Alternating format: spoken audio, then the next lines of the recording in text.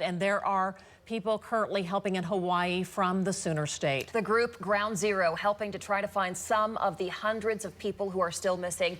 Joining us this morning, please welcome founder of Ground Zero, Becky Switzer, and with the Oklahoma City Fire Department, District Major Andrew McCann, and rescue dog Leia. Thanks for joining us today. We appreciate it. Yeah. Thank you for having Becky, us. I know that Ground Zero has trained dogs that are actually helping.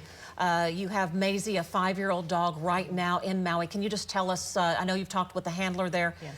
How are those efforts going? It's tough. It's horrendous conditions. Eric said that they get very tired and very dirty. They don't know really what Maisie is ingesting as far as, you know, the debris. So there are veterinarians on site to take care of the dogs. What type of training have the crews gone through? What type of things are they doing there in Maui, for instance? Well, we train our trainers to know how to read their dogs. Okay. So the dogs know, you know, how to search. They're searching for a toy, not really necessarily anything else. And so our handlers know how to read their dogs.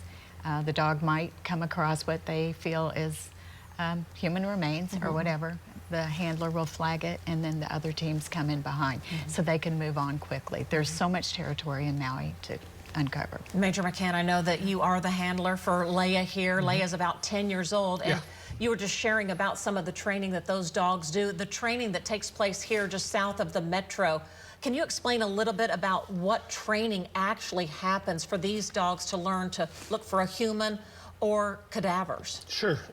So the process is lengthy, and it takes time. It takes time for the dogs to learn.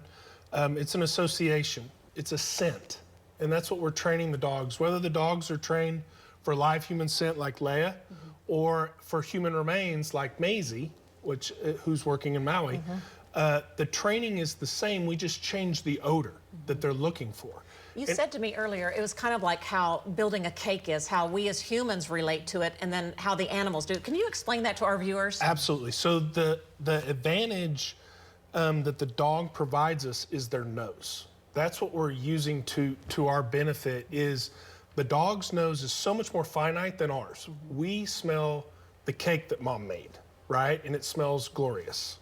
The dog actually smells the individual ingredients.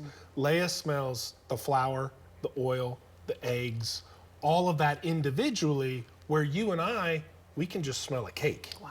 That's how finite the dog's... Oh, she sees our cameraman. Yes. Oh, yeah. That's how finite the dog's nose is, and that's what we use to our advantage, because the dog can move so much faster through these situations. So again, in Maui, there's so much ground to cover.